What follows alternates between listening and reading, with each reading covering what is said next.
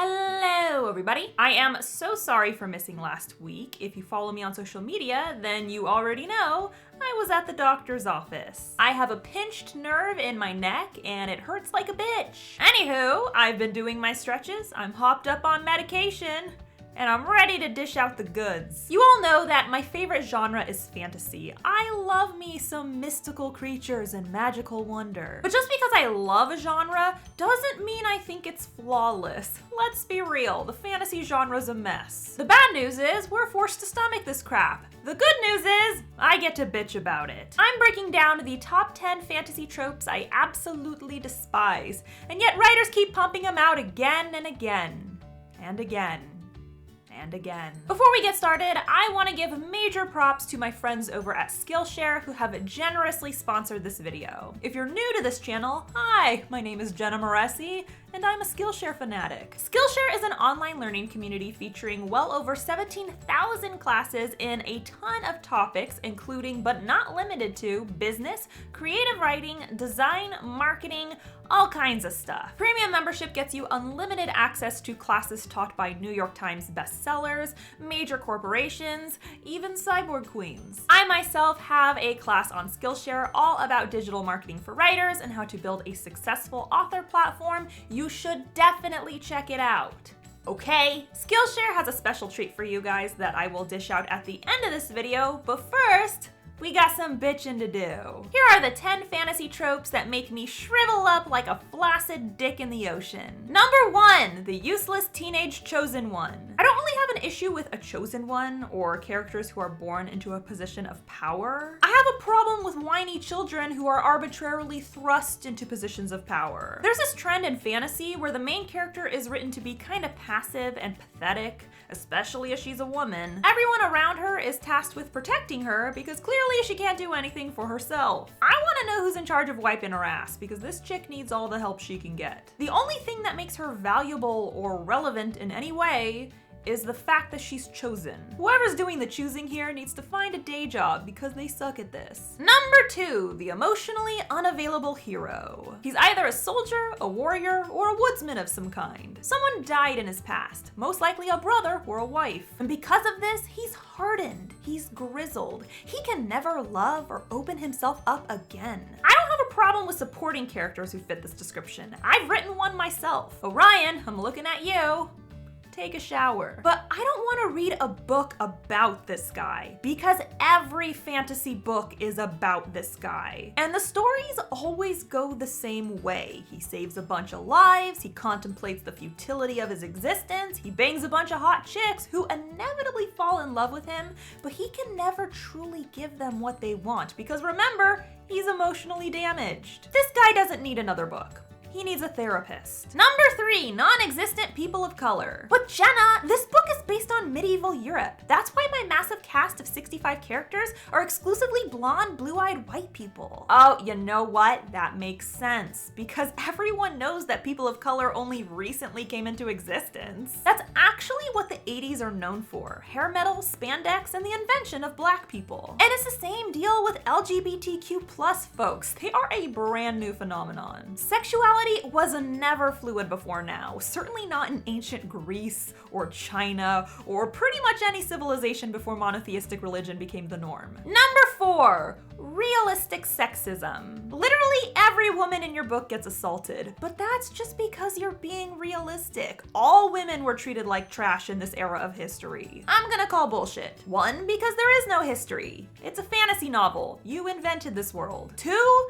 your book has dragons and wizards. Don't try to convince me that you give a single fuck about realism. Your male characters have perfect teeth despite having no access to dental hygiene. Your female characters have hairless legs, armpits, and cooters. The realism ship sailed a long time ago. I'm not saying that I demand male characters with rotted gums or female characters who can braid their pubes.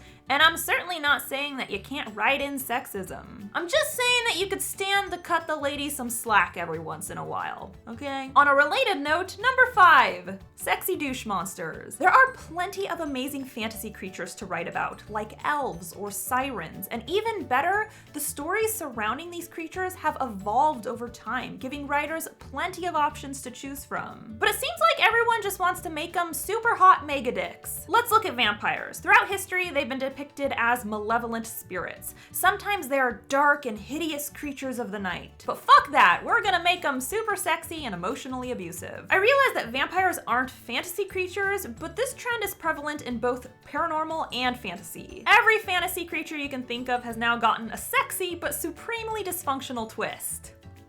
Wonderful. Which brings me to number 6.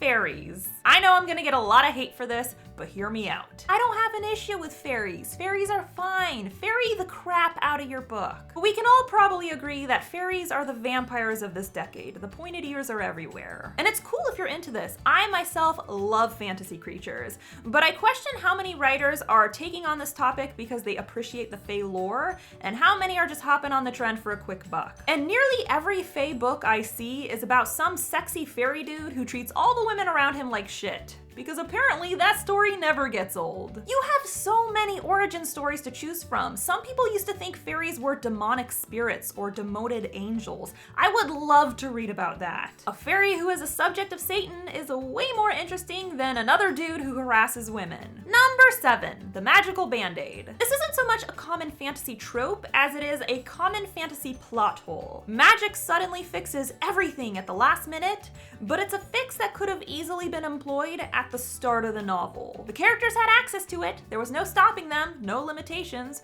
which begs the question, what was the point of this book? Don't get me wrong, I think magic is a great tool for solving problems, but that's the thing. It's a tool. It's one piece of the puzzle. If you can wave a wand and make the entire problem disappear, that's an issue. And it's even worse when the character had the wand the entire time, and then someone randomly tells them, hey, why don't you use your magical stick? Wow, that's a great idea. That would have been helpful 40 chapters ago. Number 8, it was inside of you all along. The MC has a problem. Maybe their mom died at the hand of a wizard. Maybe their dad died at the hand of a wizard. I don't know, but someone died at the hand of a wizard. Now our hero is on a quest to find the magical key that will end this parent-killing wizard once and for all. Join our hero as they battle grave dangers, as their friends and family die at their side, all in the pursuit of a key. Then finally, they meet the one person who can show them the way, and this person says to them, it wasn't a physical key, it was a metaphorical key, and that key is inside of you. It has been all along. Don't you understand? You are the key. I'm the key, but why? Reasons. Imagine reading an entire book only to find out that all that suffering and death could have been avoided because the main character is a stupid giant key. Number 9, it's all about the world. Not all fantasy readers are gonna agree with this, and that's fine. Make your own video about it. But when I read a book, it's because I want to get lost in the story. I want to relate to the characters and join them on their journey. I don't want pages and pages of the intricate details of this fantasy world you created. A lot of the world can be easily discerned through the events of the plot. If the characters are regularly trudging through snow, then I can assume that this is probably a cold climate. I don't need every leaf on every tree described to me. I don't care about every custom of this society. Just tell me what I need to know to understand this particular story and these particular characters. Once you go past that, it doesn't make things clearer, it just bogs down the content with useless details I won't be able to retain, and it slows the pacing of the stuff I actually care about. I'm here for the characters, not the irrigation system or the building materials, thank you. And number 10, no brown eyes. This is a thing in all genres, but I found it most prevalent in romance and fantasy. The characters' eyes are as blue as a cloudless sky, or maybe they're as green and mysterious as a forest. Eyes are hazel, purple, or gray, but they're never fucking brown. What the hell do you guys have against brown eyes? First of all, brown is the most popular eye color, so realistically, brown eyes should be prevalent. Second, brown eyes are pretty. All eye colors have the potential to be pretty. It's the shade that makes the difference. There are green eyes that look like emeralds. There are green eyes that look like baby poop. Stop acting like brown eyes are the turd in the punch bowl because they're not. They are beautiful and glorious, and they deserve to be romanticized and gazed into longingly like every other color. So there you have it. Those are the 10 fantasy tropes that turned me into a fiery ball of rage. Let me know what other genres you'd like me to cover. I probably have opinions about them. strong ones. Once again, thank you to Skillshare for supporting my platform and for always dishing out the quality content. Be sure to check out their classes. I can't even begin to tell you how much this platform has helped me through my writing journey. And you should totally check out my digital marketing class. I have it on good authority that it's a real winner. And now you can check it out for free because Skillshare is hooking you up with 2 months of their premium plan for $0. If you want to get 2 months of Skillshare Premium for free and gain access to thousands of amazing classes, click on the link in the description below. This offer is only available to the first 500 people who click, so get on it before it goes away. Don't forget to subscribe to my channel. I post new videos on Wednesdays, and if you want to be alerted as soon as I upload, you just gotta ring that bell. It's super easy. You have no reason not to, so do it. The Savior's Champion is available in ebook and hardback. Get yourself a copy and join Tobias on his amazing adventure. And be sure to follow me on social media. I'm on Instagram, Tumblr, Facebook, and of course, you can tweet me at Jenna Moreci. Bye!